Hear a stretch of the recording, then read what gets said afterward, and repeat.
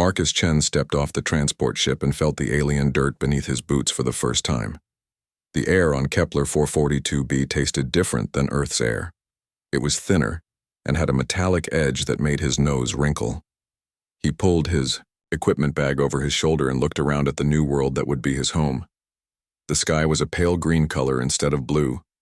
2 suns hung in the heavens, one larger and orange, the other smaller and white. Strange purple grass covered the rolling hills around the landing area. In the distance, tall mountains reached up like fingers trying to grab the clouds. Marcus was not alone on this planet. 3 other species had already built their homes here. As he walked away from the landing pad, he could see their settlements, spread across the landscape like different colored jewels. The Zephyrians had built their city first. Their homes looked like giant crystal towers that sparkled in the double sunlight. Each building was tall and thin, reaching high into the sky. The crystal walls were clear as glass but stronger than steel. The towers swayed gently in the wind, like trees, but they never broke. The Zephyrians were proud of their beautiful city. They said it was the most elegant settlement in this part of the galaxy. The Krethari lived underground. Marcus could see the entrances to their tunnels dotting the hillsides like black holes. The insect-like aliens had dug deep into the planet's crust and built a maze of chambers and passages. Their city was hidden from view, but Marcus knew it was huge. The Krethari claimed their underground homes were the safest buildings ever made. Nothing on the surface could hurt them down there. The Luminians lived in the strangest homes of all. Their city floated in the air above a wide valley. It looked like bubbles made of pure light, glowing and shifting colors as the wind moved them around. The energy beings could change their homes at will, making them bigger or smaller as needed.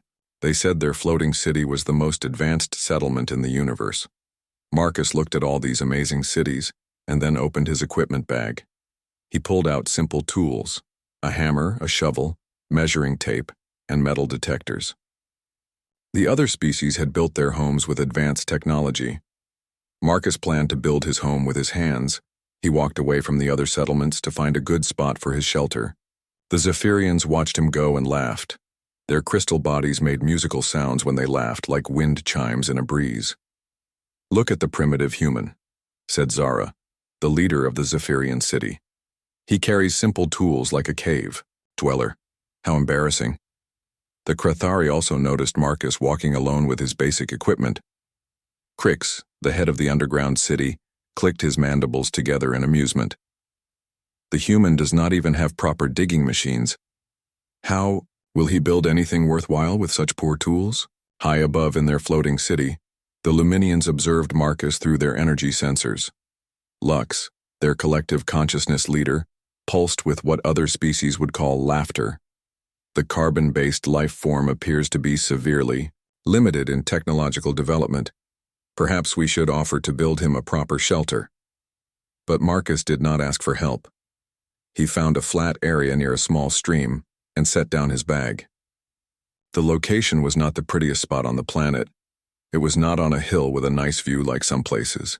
It was not near the crystal forests where colorful alien birds sang beautiful songs. It was just a plain, flat piece of ground with some rocks scattered around.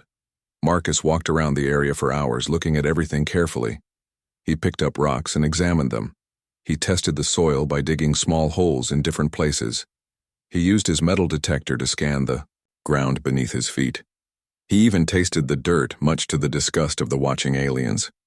"What is the human doing?" asked a young Zephyrian named Zeth. "He is acting very strange." "He is probably confused," replied Zara. "Humans are not very intelligent compared to us. He does not know how to choose a proper building site." Marcus also did something else that confused the other species. He set up strange devices around his chosen area. The devices looked like simple metal rods with boxes attached to them. He pushed them into the ground at different spots and connected them with thin wires. When he turned them on, they made quiet beeping sounds. "What are those primitive sensors supposed to do?" asked Crix. "Our underground scanners can detect anything within 10 miles of our city. His little toys are useless." But Marcus seemed satisfied with his simple equipment. He left the devices running and began to clear the ground where his shelter would stand. He moved rocks and pulled up the purple grass by hand. It was hard work that made him sweat under the alien suns. The other species had built their cities, quickly using advanced construction methods. The Zephyrians had grown their crystal towers in just days using molecular assemblers. The Kratheri had carved their tunnels with energy-boring machines that could cut through solid rock like butter. The Luminians had simply willed their floating city into existence using their energy manipulation powers. Marcus worked much slower. He dug holes for his foundation using only a shovel. Each hole took hours to finish. The work was backbreaking and dirty. His clothes became muddy and torn. His hands developed blisters from gripping the shovel handle. "This is painful to watch," said Lux to the other Luminian consciousness clusters. "The human is suffering unnecessarily. We should help him understand better building methods." But when Lux sent an energy projection down to speak with Marcus, the human politely refused the offer of help. "Thank you, but I know what I am doing," Marcus said, wiping sweat from his forehead. "This method works best for what I am planning to build." "But you are using such primitive techniques," Lux replied, the energy being pulsing with confusion. "We could construct a proper shelter for you in minutes using advanced energy manipulation." Marcus smiled and shook his head. "I appreciate the offer, but I need to build this myself, in my own way." Lux returned to the floating city confused and a little insulted. The other species also tried to help Marcus, but he turned them all down. This made them think he was either very proud or very stupid. As the days passed, Marcus continued his slow work. He mixed concrete by hand in a wheelbarrow he had brought from Earth. He carried heavy stones from a nearby quarry, making dozens of trips back and forth. He measured everything twice and sometimes 3 times before cutting or placing any material. The foundation he built was unlike anything the other species had seen. It was thick and deep, going far down into the ground. Most buildings only needed shallow foundations, but Marcus dug his down several feet. He also built it much wider than seemed necessary for the small shelter he was planning. "Why is his foundation so oversized?" asked Zeth, the young Zephyrian. "It looks like he is planning to build a massive structure, but his shelter will be tiny." "The human clearly does not understand proper building ratios," said Zara. "His foundation is wastefully large. It will cost him much more time and materials than needed." The Krathari were also puzzled by Marcus's foundation design. Their underground structures used minimal foundations, since the surrounding earth provided all the support they needed. Crick sent some of his workers to examine Marcus's work more closely. "The human's foundation has strange metal mesh running through it," reported one of the Krathari engineers. "The mesh serves no obvious purpose. It only makes the construction more expensive and complicated." "Perhaps it is decorative," suggested Crix. "Some species value appearance over function, but the metal mesh did not look decorative. It was plain steel wiring arranged in a specific pattern throughout the concrete. Marcus had spent extra time making sure the mesh was connected properly and grounded to metal rods that went deep into the earth. As Marcus began building the walls of his shelter, the other species became even more confused. The walls were much thicker than they needed to be for such a small building. Most shelters had walls just a few inches thick, but Marcus built his walls over a foot thick in some places. The shelter itself was also built very low to the ground. While the Zephyrian towers reached high into the sky and the Luminian city floated above the landscape, Marcus's shelter seemed to hug the earth. It was barely tall enough for him to stand, up inside. "The human's shelter looks like a bunker," observed one of the Krathari workers. "It is built for defense, not comfort. What is he afraid of?" "Maybe humans are a cowardly species," suggested Zara. "They build their homes low and thick, because they are scared of everything." The aliens laughed at this idea. They had no reason to fear anything on this peaceful planet. The weather was mild most of the time. There were no dangerous predators. The planet was considered one of the safest places to build a new settlement. Marcus installed more strange equipment as he worked on his shelter. He ran thick copper cables through the walls and connected them to the metal mesh in the foundation. He installed metal plates on the roof and grounded them with more cables. He even put metal screening over all the windows and doors. "Now the human's shelter looks like a cage," said Lux to the other Luminians. "He has covered everything with metal mesh and cables. How will he enjoy the beautiful view of our planet through all that metal?" "Perhaps humans prefer to live in cages," replied another Luminian consciousness. "Some primitive species feel safer when enclosed." When representatives from all three species came to visit Marcus during his construction, they tried to be polite about his unusual building methods. "Your shelter is very solid," said Zara diplomatically. "It will certainly last a long time." "The thick walls will keep the interior temperature stable," added Crix, trying to find something positive to say. "The low profile is interesting," said Lux. "It blends with the landscape in an unusual way." Marcus thanked them for their comments, but he could tell they thought his shelter was ugly and primitive. He did not seem bothered by their opinions. He continued working on his project with the same careful attention to detail. The interior of Marcus's shelter surprised the visiting aliens even more than the outside. Instead of one large room like most small buildings, Marcus had divided the space into several smaller chambers. Each room had a specific purpose that was not immediately obvious to the aliens. One room contained shelves lined with sealed containers full of different supplies. Another room had what looked like a small workshop with hand tools and repair equipment. A third room contained sleeping quarters that seemed designed for more than just Marcus himself. "Why does the human need so many different rooms?" asked Zeth. "This seems inefficient for such a small living space." "Maybe humans require different spaces for different activities," suggested Crix. "Some species have complex behavioral patterns. The strangest room was filled with equipment the aliens did not recognize. There were devices with displays showing numbers and graphs. There were machines that hummed quietly and blinked with small lights. There were containers full of water and other liquids connected to pumps and filters." "What is all this equipment for?" asked Lux, energy form pulsing with curiosity. "Backup systems," Marcus replied simply. "In case something goes wrong." "But what could go wrong on such a peaceful planet?" asked Zara. "We have weather control systems, automated safety monitors, and emergency response teams. Nothing dangerous happens here." Marcus looked out through one of his mesh-covered windows at the beautiful alien landscape. The crystal towers sparkled. In the double sunlight, the floating city glowed peacefully above the valley. The planet seemed like paradise. "I hope you are right," Marcus said quietly.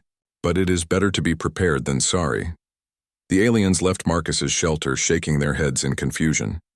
They returned to their own beautiful cities and told stories about the strange human who had built such an ugly, primitive shelter. They felt sorry for Marcus, living in his thick-walled bunker while they enjoyed their advanced homes. But Marcus did not seem unhappy with his shelter. He continued installing equipment and making improvements. He set up more monitoring devices around the area. He tested all his backup systems regularly. He organized his supplies and made sure everything was in working order. As the seasons changed on Kepler 442b, the other species settled into comfortable routines in their advanced cities. The Zephyrians enjoyed the way their crystal towers refracted the double sunlight into beautiful rainbow patterns. The Craterii expanded their underground tunnels and built new chambers for their growing population. The Luminians experimented with new forms for their floating city, creating artistic shapes that danced in the sky. Marcus also settled into his routine, but it was different from the others. Every day he checked his monitoring equipment and recorded the readings in a logbook. He studied weather patterns and atmospheric conditions with the dedication of a scientist. He maintained his equipment and updated his supplies regularly.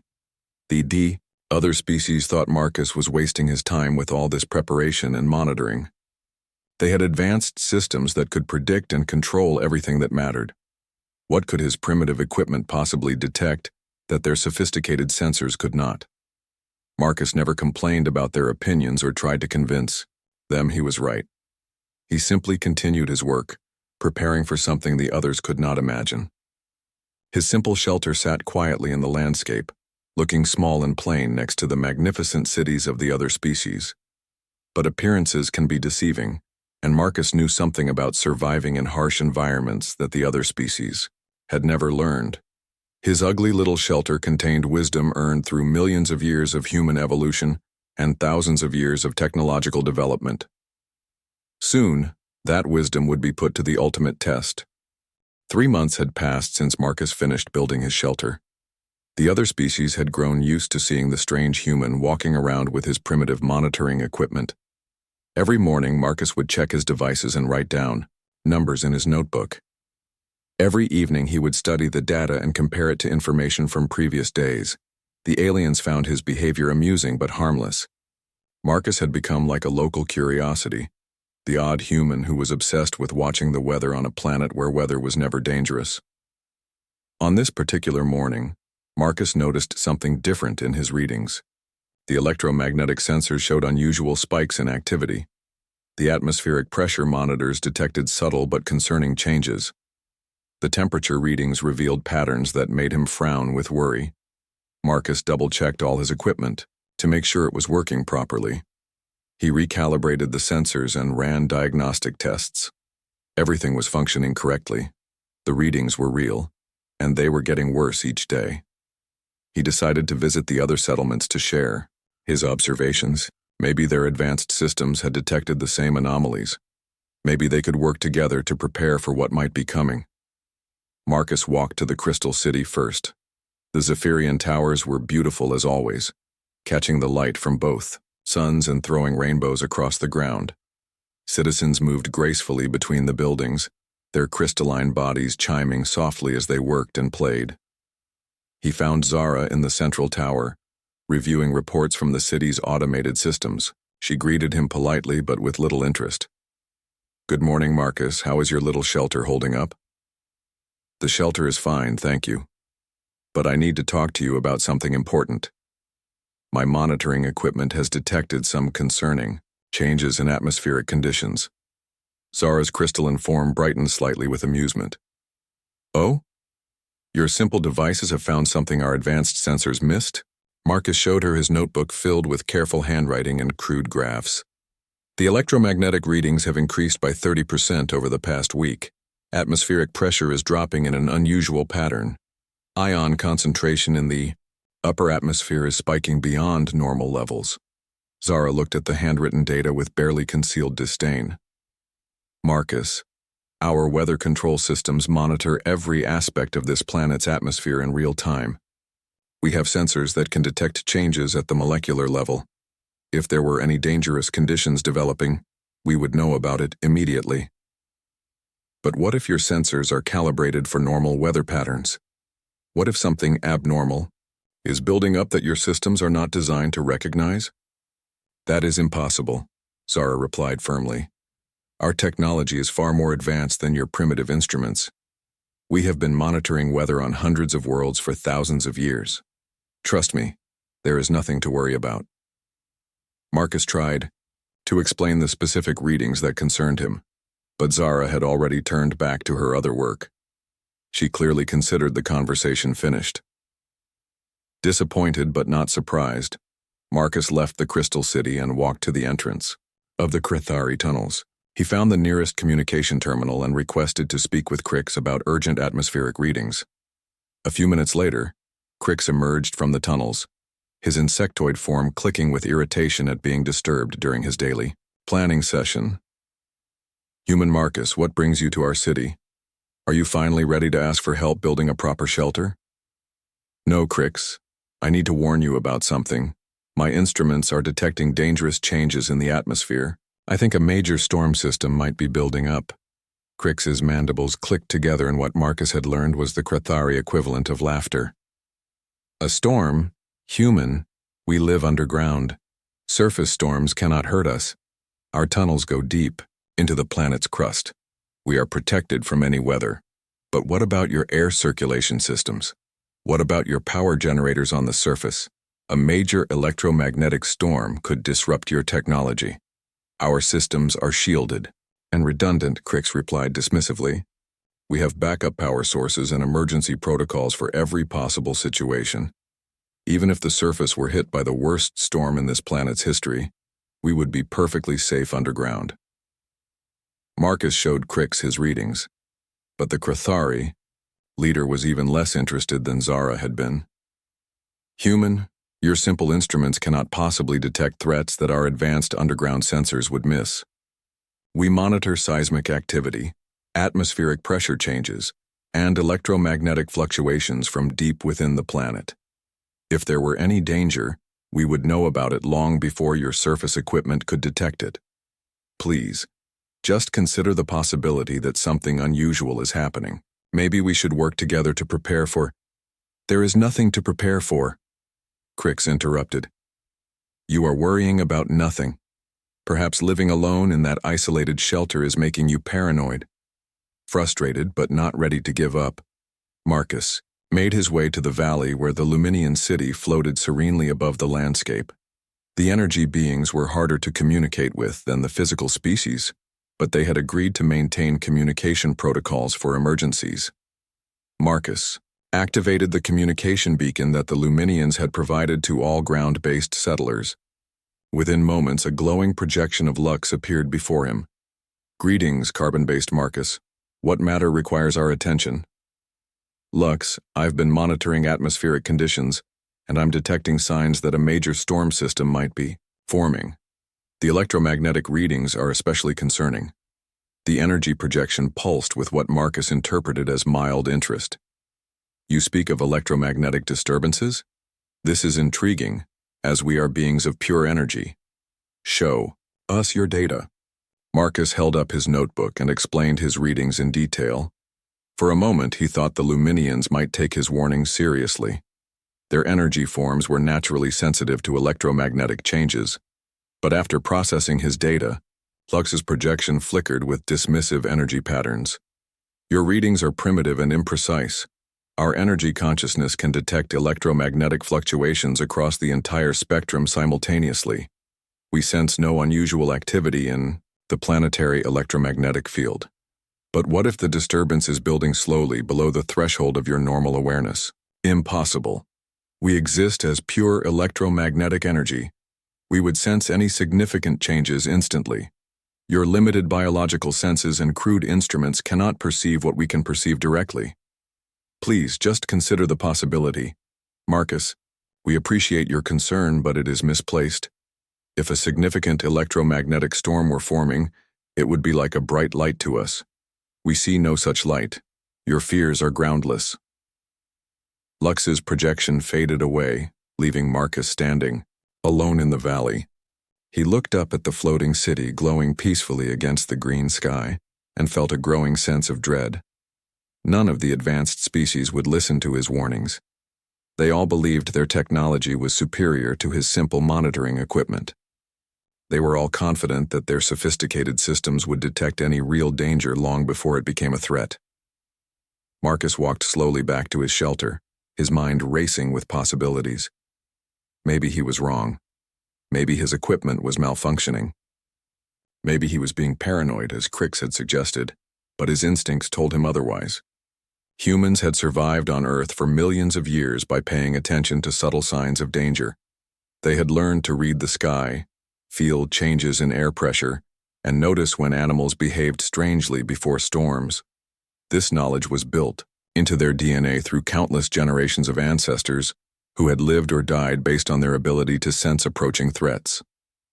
Marcus's instruments might be simple compared to alien technology, but they were designed based on hard-won human experience with dangerous weather.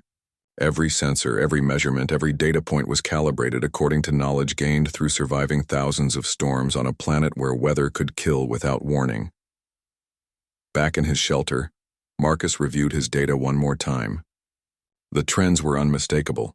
Something big was building in the planet's atmosphere.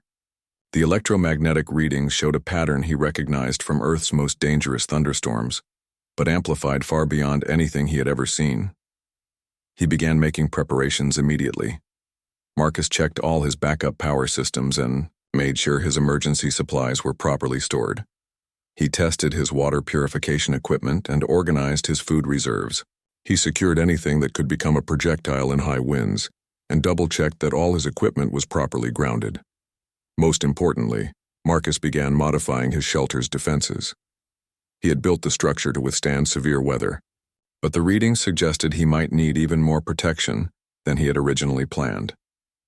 Working through the night, Marcus installed additional electromagnetic shielding in the walls and ceiling. He upgraded the grounding system that connected his shelter to deep metal rods in the earth. He sealed every gap and reinforced every joint until his shelter was as weatherproof as he could make it. As dawn broke over Kepler 442b, Marcus stood outside his shelter and looked across the landscape at the other settlements. The crystal towers. Underground tunnels showed signs of busy activity as the Crithari began their daily routines. Everything looked peaceful and normal. The sky was clear, with only a few wispy clouds drifting across the green heavens. The two suns shone brightly, warming the purple grass and filling the air with pleasant energy. But Marcus's instruments told a different story. The electromagnetic readings were spiking higher every hour. The atmospheric pressure was dropping steadily. Ion concentration. Levels were climbing toward dangerous levels. Marcus tried one more time to warn the other species. He sent written messages to all three settlements, explaining his readings and begging them to take precautions. He offered to share his data and help them prepare for what might be coming. The responses were polite but dismissive. Zara replied that the Zephyrian weather control system showed no signs of dangerous conditions. Crick sent back a message stating that Crithari underground sensors detected no threats to their city. Lux responded that the Luminian energy consciousness perceived no electromagnetic disturbances worthy of concern. All three species thanked Marcus for his concern, but assured him that their advanced systems would alert them to any real danger long before it arrived. They suggested he was overreacting to normal atmospheric fluctuations that his primitive instruments could not properly interpret. Marcus folded the messages and put them in his emergency supply kit.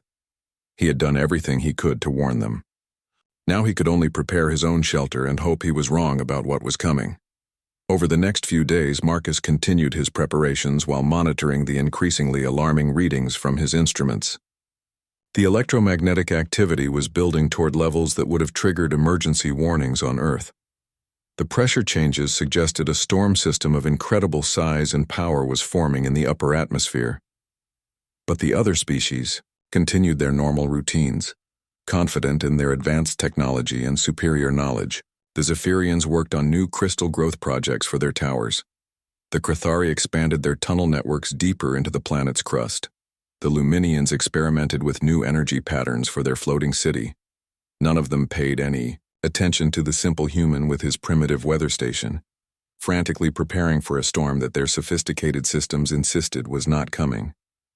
Marcus worked alone, driven by instincts honed by millions of years of evolution and thousands of years of technological development.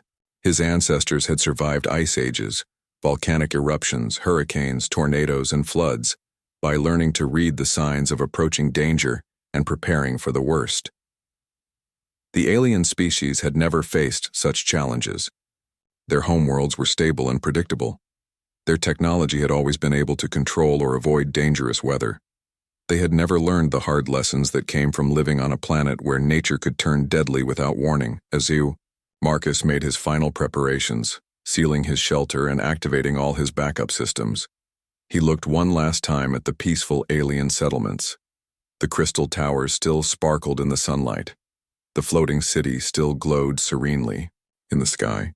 The underground tunnels still buzzed with confident activity. But high above, invisible to normal vision but clearly detected by Marcus's simple instruments, the most dangerous storm in the planet's recorded history was gathering strength and preparing to strike. The aliens' advanced technology had failed to recognize the threat because it was unlike anything in their experience. Soon, they would learn that sometimes the most primitive knowledge is the most valuable of all. The first sign that something was wrong came at dawn on what should have been another peaceful day on Kepler 442b. Marcus had been awake all night, watching his instruments show readings that made his heart race with fear. The electromagnetic activity was spiking beyond anything he had ever seen. The atmospheric pressure was dropping so fast that his ears were popping. But when he looked outside through his reinforced windows, the sky still appeared normal. The green heavens were clear except for some high, thin clouds that seemed to shimmer strangely in the double sunlight. Most people would have seen nothing unusual, but Marcus noticed that the clouds were moving in different directions at different heights, creating a swirling pattern that made him very nervous. The first aliens to notice something wrong were the Luminians. As beings made of pure energy, they were naturally sensitive to electromagnetic changes. But even they did not understand what they were sensing until it was too late. Lux was the first to feel it, a strange tingling in the quantum field that surrounded their floating city. It started as a barely noticeable vibration, like a musical note played too softly to hear clearly. But the vibration grew stronger with each passing minute. Something is disturbing the electromagnetic spectrum, Lux reported to the other consciousness clusters. The disturbance is unlike anything in our experience database. The other Luminian minds focused their attention on the anomaly, trying to identify its source. They could sense energy building somewhere above them, but it did not match any known weather pattern or electromagnetic phenomenon. Perhaps it is interference from solar activity, suggested another consciousness cluster. The double star system sometimes produces unusual energy interactions. But as they studied the disturbance more carefully, the Luminians began to realize that this was something much more dangerous than simple solar interference. The energy building above them was vast and chaotic, unlike the orderly patterns they were used to manipulating. In the Crystal City, the Zephyrians were having their own problems. Their beautiful towers, designed to sway gently in normal winds, had begun to vibrate in a way that created disturbing harmonic frequencies. The crystal structures were picking up electromagnetic pulses from the upper atmosphere and resonating like tuning forks. Zara stood in the central tower, listening to the strange music created by her city's vibrations. The sound was not unpleasant, but it was growing louder and more complex with each passing hour. The harmonic resonance is increasing beyond normal parameters, reported one of her engineering advisors. The crystal matrix is responding to electromagnetic stimulation we have never recorded before. Increase the dampening fields, Zara ordered. Reduce the tower resonance to acceptable levels. But when the engineers tried to adjust the dampening systems, they found that the electromagnetic interference was too strong. Their control systems were being disrupted by the same energy that was causing the towers to vibrate. Underground, the Krathari were the last to notice anything unusual. Their tunnel systems were naturally shielded from surface electromagnetic activity. But as the energy building in the atmosphere grew stronger, it began to penetrate even their deep shelters. Crix was in his command center when the first power fluctuation occurred. The lights flickered for just a moment before the backup systems kicked in. He barely noticed the interruption, but his engineering team immediately began investigating. Surface electromagnetic activity is interfering with our power grid, reported the chief engineer. The interference is stronger than our shields were designed to handle. Strengthen the shielding, Crix ordered. Reroute power through the secondary systems if necessary. But as they worked to solve the power problems, more systems began to malfunction. Communication networks started dropping signals. Air circulation fans began running irregularly. Even their deepest sensors were showing erratic readings. Marcus watched all this happen from his shelter, tracking the electromagnetic buildup on his simple instruments. His readings showed that whatever was building in the atmosphere was about to reach a critical threshold. The energy levels were climbing toward a point where they would become visible and dangerous.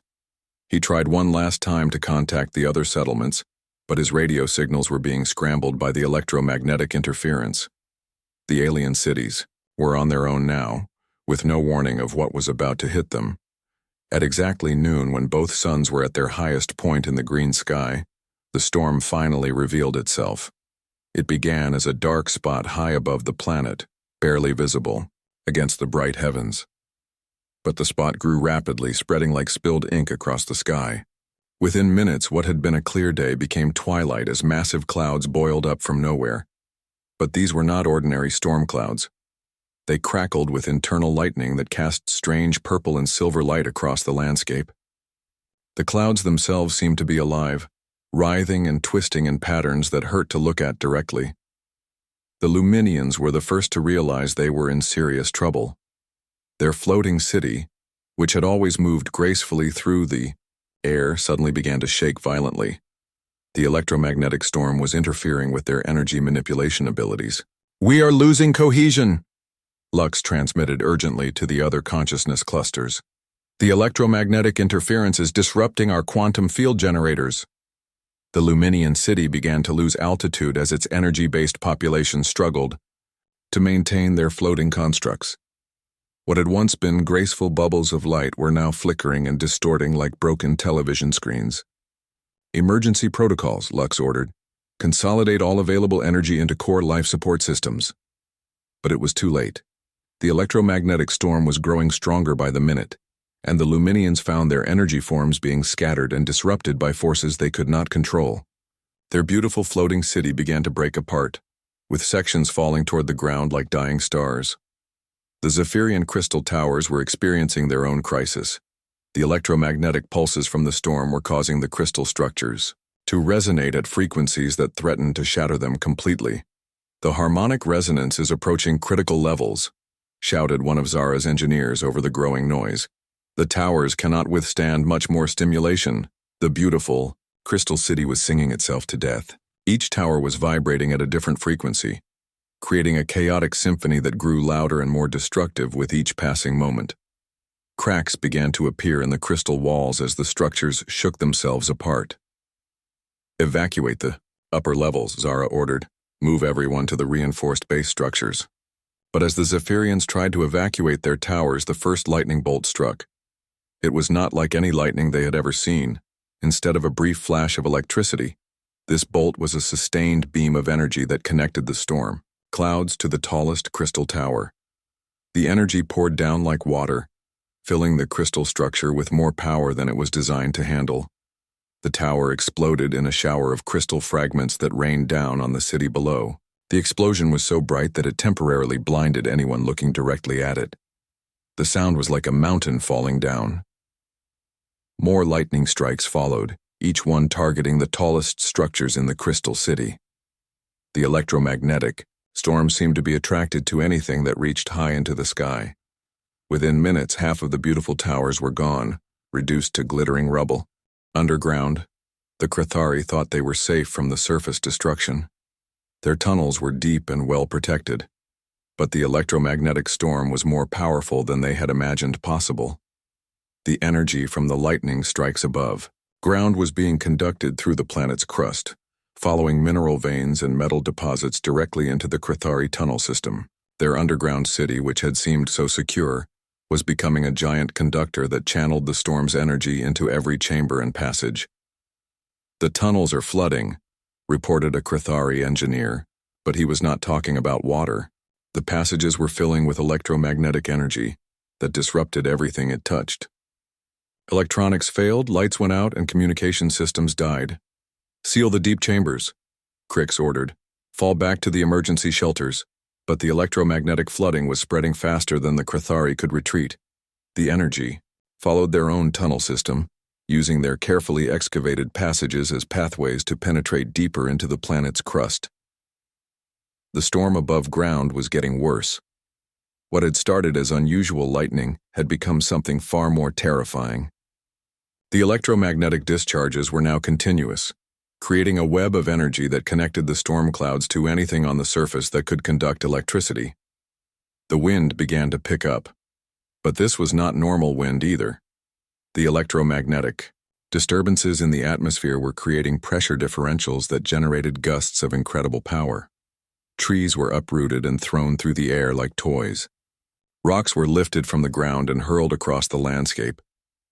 But the most terrifying aspect of the storm was something that the aliens had never experienced before: electromagnetic pulse waves that swept across the planet's surface like invisible tsunamis.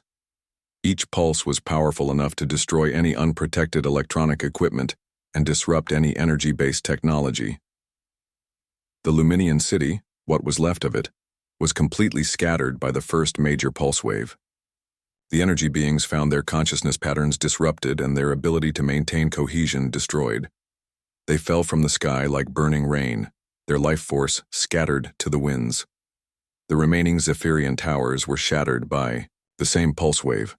The crystal structures, which had been designed to channel and focus electromagnetic energy, became lightning rods that attracted more destruction than they could handle. The entire Crystal City was reduced to ruins in a matter of minutes. The Krithari underground city suffered the worst fate of all. The electromagnetic pulse waves followed their tunnel system deep into the planet, creating a network of electrical destruction that reached into their most protected chambers. The carefully excavated passages that had been their pride became their doom, channeling deadly energy into the heart of their civilization. As the storm raged above ground, Marcus sat in his simple shelter and watched his instruments carefully. The electromagnetic readings were off the charts, but his equipment was still functioning because of the Faraday cage design built into his walls and roof. The thick stone and metal construction of his shelter was absorbing and redirecting the electromagnetic energy harmlessly into the ground. The low profile of his building meant that it was not attracting lightning strikes like the tall crystal towers had. The deep foundation and heavy walls were keeping the structure stable despite the incredible winds raging outside. Marcus's backup power systems were working perfectly because they were shielded and grounded according to principles developed on Earth for surviving electrical storms. His water and air filtration systems continued to operate because they were designed to function independently of outside power sources. Everything that the alien species had mocked as primitive and ugly was now proving to be the most advanced survival technology on the planet.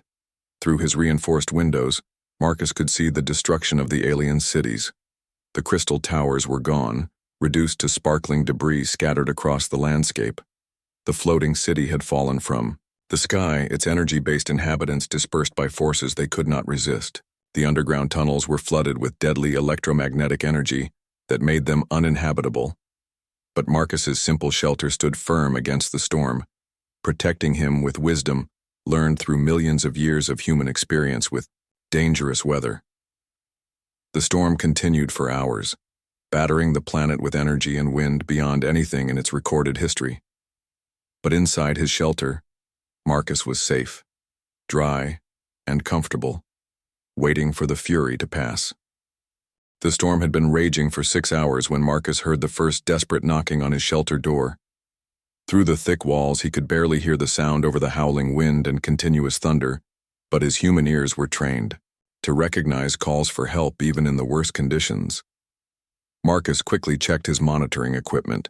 The electromagnetic readings were still dangerously high, but they had dropped enough that brief exposure outside might not be fatal. The wind speeds had decreased from catastrophic to merely severe. It was still incredibly dangerous out there, but people could survive short trips if they were careful. He opened the reinforced door and found Zeth, the young Zephyrian, standing in the storm. The crystalline alien's normally bright and musical form was cracked and dim. Parts of his crystal body were missing, probably shattered by debris or electromagnetic pulses. He was barely able to stand against the wind. "Please," Zeth said, his voice barely audible over the storm noise. "Our city is destroyed. Zara is trapped under crystal debris. Many of us are injured. Can we come inside?" Marcus did not hesitate. "Of course, get in here quickly." He helped Zeth into the shelter and immediately sealed the door behind him. The young Zephyrian collapsed on the floor, his damaged crystal form barely glowing with life energy. "How many survivors are there?" Marcus asked while examining Zeth's injuries. "Maybe 20 of us made it out of the towers before they fell. We tried to find shelter in the ruins, but the electromagnetic pulses keep hitting us. We cannot maintain our energy fields in this storm." Marcus nodded grimly. He had expected this. The Zephyrian crystal bodies were naturally conductive, which made them extremely vulnerable to electromagnetic interference. They needed shelter immediately or they would not survive much longer. "Can you guide them here safely?" Marcus asked. "I will try, but some are too injured to move far. And Zara is still trapped. Then we will have to go get them." Marcus began pulling on heavy protective gear that he had prepared for exactly this kind of emergency. "Stay here where it is safe. I will bring the others back." Zeth looked amazed. "You would risk your life to save us? After we mocked your shelter and ignored your warnings?" Marcus paused in his preparations and looked at the injured alien. "That does not matter now. You need help, and I can provide it. That is what people do for each other. He finished putting on his protective equipment and opened a storage compartment that contained emergency rescue gear. Marcus had hoped he would never need to use it, but he had prepared for this possibility anyway. The trip to the ruined Crystal City was one of the most dangerous things Marcus had ever done. The electromagnetic storm was still active, sending pulses of energy across the landscape every few minutes. The wind was strong enough to knock him down if he was not careful. Debris was flying through the air like missiles, but Marcus had trained for this kind of rescue operation. He knew how to move safely in extreme weather, how to navigate by landmarks when visibility was poor, and how to protect himself from electrical hazards. He found the Zephyrian survivors huddled in the ruins of their lowest buildings, trying to shield themselves from the electromagnetic pulses with broken crystal fragments. Many of them were badly damaged, their crystal forms cracked and dim. They looked up in amazement when they saw Marcus approaching through the storm. "The human has come to help us," one of them said in wonder. "But why?" "We did not believe his warnings." "Because that is what people do," Marcus replied, echoing what he had told Zeth. "Help me get the injured ones ready to move. We need to get everyone to my shelter before the next big pulse wave hits." Marcus organized the rescue operation with practiced efficiency. He had the less injured Zephyrians help carry the more damaged ones.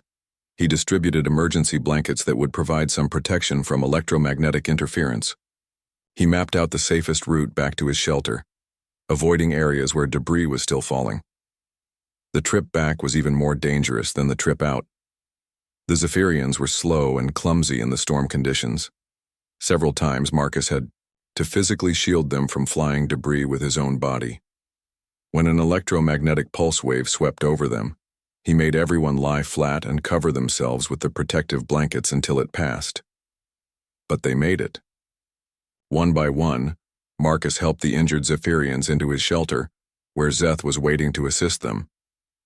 The small space that had seemed cramped for one person now held over 20 aliens, but Marcus had planned for this too. His shelter was designed to house multiple people in an emergency. "Zara is still trapped," Zeth reminded him as the last survivor was brought inside.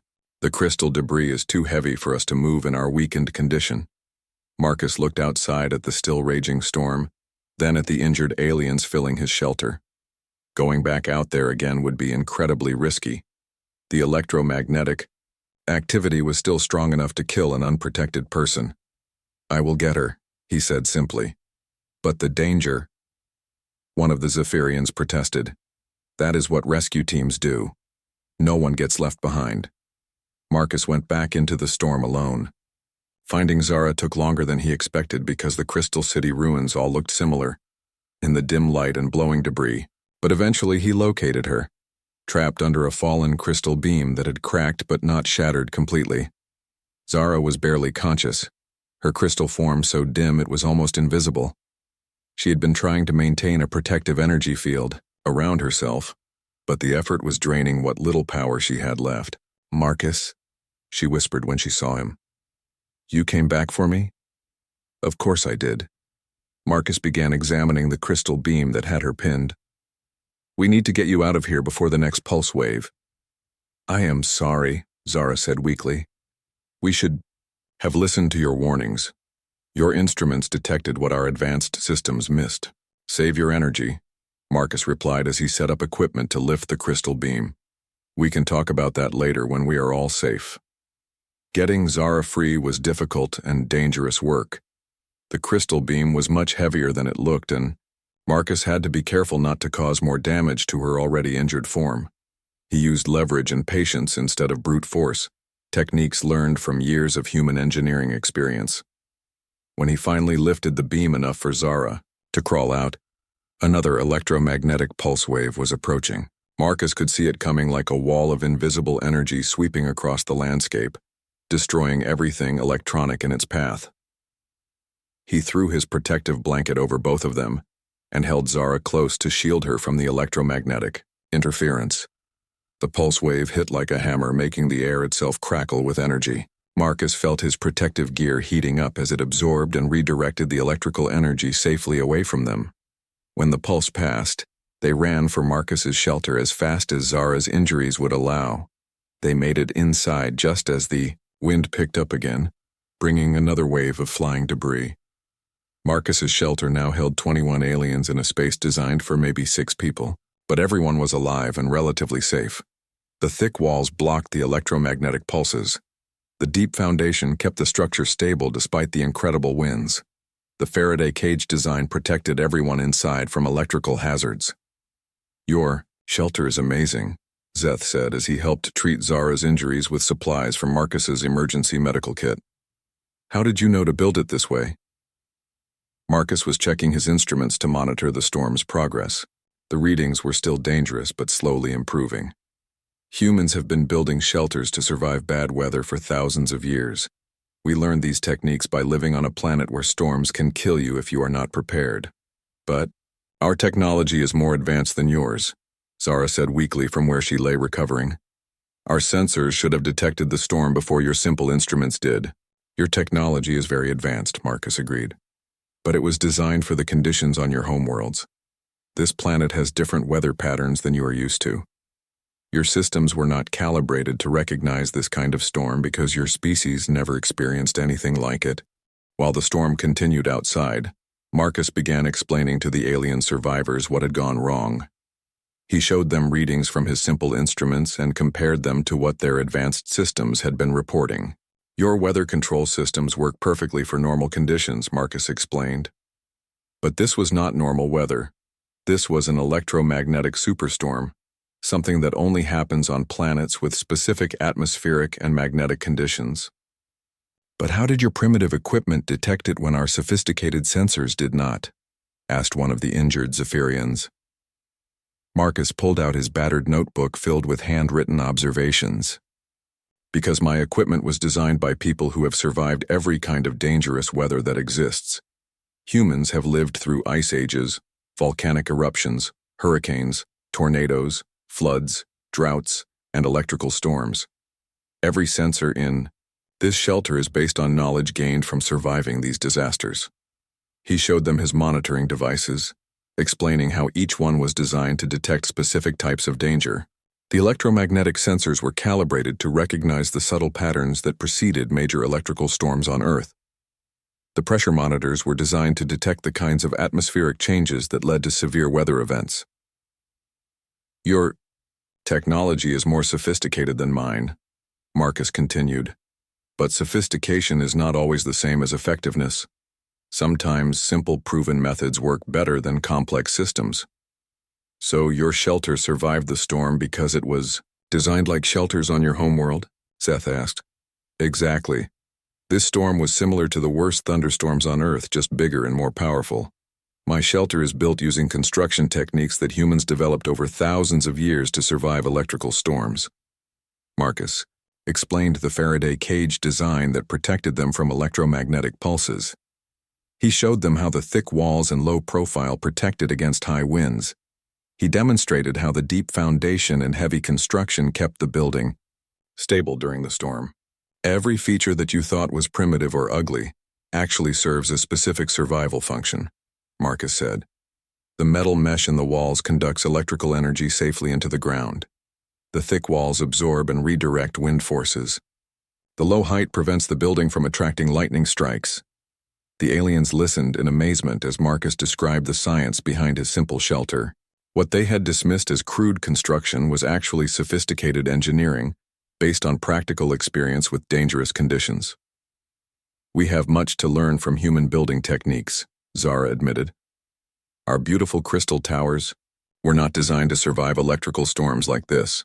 "Beauty and function do not have to be separate things," Marcus replied. "But when your life depends on it, function has to come first. You can make things beautiful after you make them safe." As the night wore on and the storm slowly began to weaken, Marcus shared his emergency supplies with the alien survivors. He had enough food and water for everyone because he had planned for exactly this kind of situation. His backup power systems kept the lights on and the air filtration running despite the electromagnetic chaos outside. More knocking came at the door during the night. Marcus opened it to find 3 Krathari who had managed to escape from their flooded underground tunnels. They were in bad shape, their insectoid forms sparking with residual electrical damage from the electromagnetic flooding. "Please help us," the lead Krithari said. "Crick sent us to find shelter. Our tunnels are full of electrical energy. We cannot go back underground." Marcus helped them inside without hesitation, even though his shelter was now seriously overcrowded. He treated their electrical burns with specialized equipment from his medical supplies and found places for them to rest safely. "How did you escape from the tunnels?" Zeth asked the Krithari. "The electromagnetic pulses turned our own tunnel system against us," one of them replied. "The energy followed our excavated passages deep underground. Our safe underground city became a death trap filled with electrical storms." "Where is Crix?" Marcus asked. "Still trapped in the command center with most of our people. The tunnels leading to the surface are blocked by electromagnetic energy. We were the only ones who made it out." Marcus studied his instruments again. The storm was definitely weakening, but it was still too dangerous for a major rescue operation. They would have to wait until morning to attempt to reach the trapped Krithari. Around midnight, the most surprising visitors arrived. 3 Luminian consciousness clusters managed to reach the shelter, but they were barely holding their energy forms together. The electromagnetic storm had scattered most of their people across the landscape. "We need help," Lux's weakened voice said through Marcus's communication system. "Our quantum cohesion is failing. We cannot maintain our forms much longer in this electromagnetic chaos." Marcus had prepared for this possibility too. He activated special equipment designed to provide electromagnetic shielding for energy-based life forms. It was experimental technology based on theories about how to protect electrical systems from interference, but adapted for living beings made of energy. "This should help stabilize your quantum fields," Marcus said as he adjusted the shielding generators. "It is not perfect, but it should keep you coherent until the storm passes." The Luminian forms began to solidify and brighten as the shielding took effect. They looked around Marcus's crowded shelter in amazement. "You prepared equipment to save us specifically?" Lux asked in wonder. "But we dismissed your warnings and refused your help." "I prepared to help whoever needed it," Marcus replied. "I hoped I was wrong about the storm, but I planned as if I was right. That is what humans do. We prepare for the worst and hope for the best." By dawn, Marcus's small shelter held survivors from all 3 alien species: 21 Zephyrians, 3 Krithari, and 3 Luminian consciousness clusters were all crowded into a space designed for 6 people at most. But everyone was alive and safe, protected by human engineering and human generosity. As the storm finally began to clear, and the first rays of sunlight penetrated the clouds, the aliens looked around at each other in amazement. They had spent months living in separate cities, barely interacting with each other. Now they were sharing food and space and stories, brought together by disaster and saved by the wisdom they had all ignored. "Your shelter is a miracle," Zara said to Marcus. "It has saved all of our lives." "It is not a miracle," Marcus replied quietly. "It is just good preparation based on experience. This is what humans learned from living on a dangerous planet for millions of years." He opened the reinforced door and stepped outside for the first time since the storm began. The landscape was transformed. The crystal city was gone, reduced to glittering rubble. The floating city had crashed to Earth, its energy constructs scattered and broken. The Krithari tunnels were flooded with residual electromagnetic energy that would take days to dissipate. But Marcus's simple, ugly shelter stood unchanged, as solid and reliable as when he had first built it. "Now," Marcus said, turning back to the crowd of aliens filling his small home, "let us go rescue the rest of your people."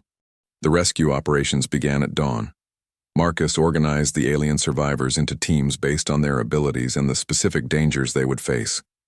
The electromagnetic storm had passed, but residual energy still crackled through the air, and many areas remained hazardous. The first priority was reaching Crix and the trapped Krithari in their underground command center. The tunnels were still flooded with electromagnetic energy, but Marcus had equipment that could help clear safe passages. The electrical energy in your tunnels will dissipate naturally over time, Marcus explained to the 3 Krathari survivors. But we can speed up the process using grounding rods and discharge cables. He showed them specialized equipment from his emergency supplies, tools designed to safely drain electrical energy from enclosed spaces. It was technology developed by human electrical engineers who had learned to make buildings safe after lightning strikes. "You have tools for this specific problem?" asked one of the Krathari in amazement. "Humans have been dealing with electrical hazards for over a century," Marcus replied as he prepared the discharge equipment. "We learned these techniques from cleaning up after thunderstorms and power line accidents." The operation to clear the Krathari tunnels took most of the morning. Marcus worked with the alien survivors to install grounding systems that would safely conduct the residual electromagnetic energy into the planet's crust. It was dangerous work that required careful planning and precise execution. But gradually, section by section, the tunnel system was cleared. When they finally reached the command center, they found Krix and 43 other Krathari alive, but trapped behind sealed blast doors that had been automatically triggered by the electromagnetic flooding. "Marcus," Krix said in disbelief when the doors opened, "you came to rescue us?" "Of course I did. No one gets left behind." Krix looked around at the mixed group of alien species that had come to help with the rescue. Zephyrians were working alongside, Krathari and Luminians, all of them coordinating their efforts under Marcus's direction. "We owe you our lives," Krix said formally, "and we owe you an apology. We should have listened to your warnings." "What matters now is that everyone is safe," Marcus replied. "We can worry about apologies later. Right now, we need to focus on helping everyone who was hurt by the storm." The next several days were spent in continuous rescue and recovery operations. Marcus's shelter became the coordination center for the entire effort. His emergency supplies were shared among all the survivors. His medical equipment was used to treat injuries from all 3 species. But more importantly, Marcus began teaching the aliens how to build better shelters using human engineering principles. "The key is understanding what kinds of dangers you might face," Marcus explained to a mixed group of aliens as they worked to construct temporary housing. "Every building technique I use is designed to protect against specific threats." He showed them how to build Faraday cages to protect against electromagnetic pulses. He demonstrated construction methods that could withstand high winds and flying debris. He taught them how to design foundations that would remain stable during seismic activity. "But these techniques make the buildings look so plain," complained one of the younger Zephyrians. "Where is the beauty? Where is the elegance?" Marcus smiled and pulled out some sketches he had been working on. "Who says functional buildings cannot be beautiful? Look at these designs." The sketches showed shelter designs that incorporated the safety features of his original building, but with architectural elements that appealed to each species. Crystal towers that could survive electromagnetic storms, underground cities that could drain electrical energy safely, floating structures that could weather severe atmospheric disturbances. "You can have beauty and safety together," Marcus explained, "but you have to design for safety first, then add the beauty. If you design for beauty first and try to add safety later, you get buildings that fail when they are needed most." The alien survivors studied the sketches with growing excitement. Here were building designs that combined their aesthetic preferences with human survival knowledge. They could rebuild their cities to be both beautiful and resilient. "These designs are ingenious," Zara said, examining a sketch for electromagnetic-resistant crystal architecture. "They maintain our aesthetic traditions while incorporating your survival innovations. But building this way will be much more expensive," pointed out one of the Krathari engineers. "The additional safety features require more materials and more complex construction." Marcus nodded seriously. "That is true. Human-style construction is more expensive in terms of time and materials. But consider the cost of rebuilding after disasters. Consider the cost of losing people when your buildings fail." He gestured toward the ruins of the original alien settlements visible through the window. "How much did it cost to build those beautiful cities? How much will it cost to rebuild them? How much is a life worth?" The aliens fell quiet as they considered his words. They had never thought about construction costs in terms of disaster recovery and human safety. Their advanced technology had always made building seem easy and cheap. But now they understood that the real cost of construction was not just in materials and labor, but in the lives that depended on the buildings for protection. Over the following weeks, the survivors began rebuilding their settlements using Marcus's hybrid designs. The work was slower and more difficult than their original construction methods, but the results were structures that combined alien beauty with human resilience. The new Zephyrian towers were built with integrated electromagnetic shielding and flexible support systems that allowed them to sway safely in high winds.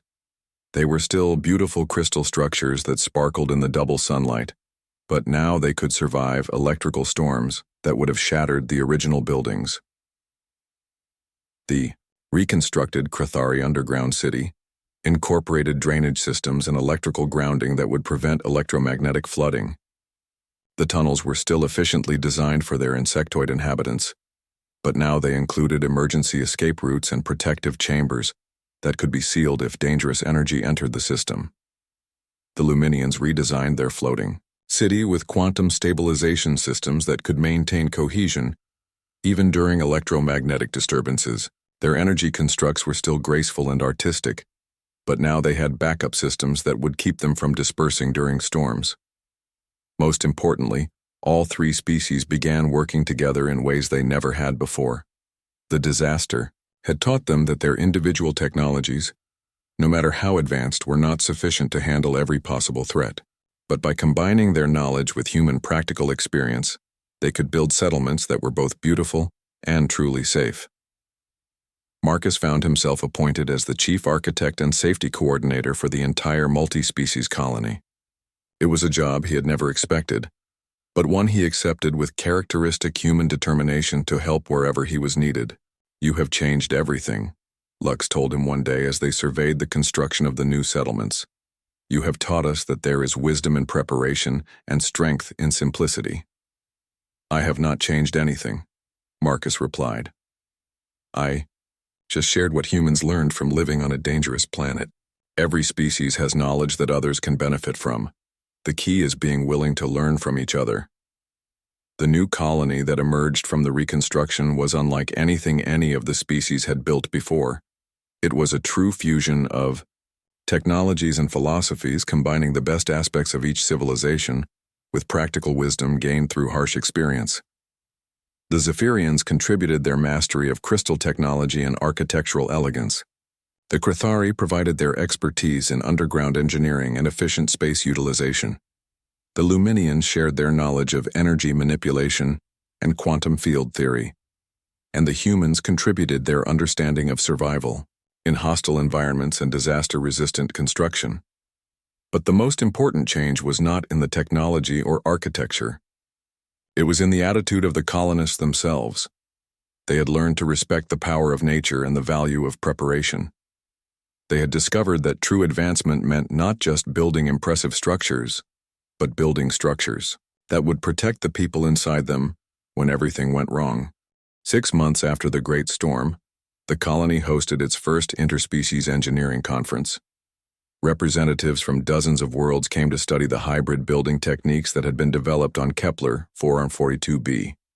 The conference was held in Marcus's original shelter, which had been preserved as a monument to the wisdom of practical preparation. "This simple building saved our lives," Zara told the visiting dignitaries as she led tours through the historic shelter. "It taught us that the most advanced technology is not always the most effective technology." Marcus participated in the conference by teaching workshops on disaster-resistant construction, but he was most proud of his alien colleagues, who had become experts in combining safety with beauty, function with form. "The humans have taught us something very important," Crix explained to a group of visiting Krathari engineers. "They taught us that true engineering is not about building structures that work under ideal conditions. True engineering is about building structures that still work when conditions become impossible." Young aliens from all three species now trained in human-style construction methods alongside their own traditional techniques. They learned to think about worst-case scenarios and plan for disasters that might never happen. They discovered that this kind of thinking, far from being pessimistic or fearful, was actually the most optimistic approach of all. because it was based on the assumption that life was worth protecting no matter what dangers might arise. The colony's new motto, suggested by Marcus and adopted unanimously by all species, was carved into the entrance of every building. Hope for the best, prepare for the worst, and help each other through whatever comes. As Marcus stood on a hill overlooking the rebuilt settlements, he felt a deep sense of satisfaction. The crystal towers sparkled more beautifully than ever, but now they were built to last. The underground city was more elegant and efficient than before, but now it was truly safe. The floating energy constructs danced more gracefully in the sky, but now they could weather any storm. Most importantly, the three alien species were no longer living in separate, isolated communities. They had become a true colony, working together and learning from each other. The Great Storm had destroyed their original settlements, but it had also destroyed the barriers between their civilizations. "Thank you," Zeth said, approaching Marcus as he watched the sunset paint the green sky in brilliant colors. The young Zephyrian had become one of Marcus's most dedicated students in disaster-resistant architecture. "You have given us more than just safer buildings. You have given us a new way of thinking about the future." "I did not give you anything," Marcus replied with a smile. "I just shared what my people learned from surviving difficult times. Every species has wisdom to share if others are willing to listen." "But what will happen when you return to Earth?" Zeth asked. "Who will teach us these techniques?" Marcus looked around at the busy construction sites where aliens of all three species worked together using hybrid human-alien technologies. "You do not need me to teach you anymore. You have learned the most important lesson, that the best way to face an uncertain future is to prepare for it together, combining everyone's knowledge and experience." As the double sun set over Kepler 442b, the lights came on in the new settlements. Crystal towers glowed with safe, beautiful illumination. Underground chambers buzzed with protected activity. Energy constructs danced safely in the evening sky. And in the center of it all, Marcus's simple shelter stood unchanged, ugly, practical, and absolutely reliable. It was no longer the only safe building on the planet, but it remained the symbol of the wisdom that had saved them all, that sometimes the most important advances come not from reaching for the stars, but from learning to survive the storms.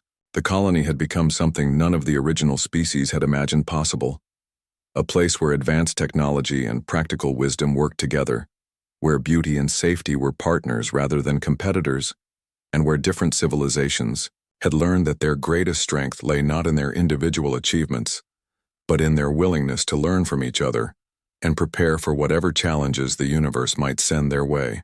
Marcus had kept his promise to himself. He had prepared for the worst, hoped for the best, and helped everyone through whatever came. In doing so, he had not just saved lives. He had changed the way an entire colony thought about the future. And that, he knew, was the most human thing of all.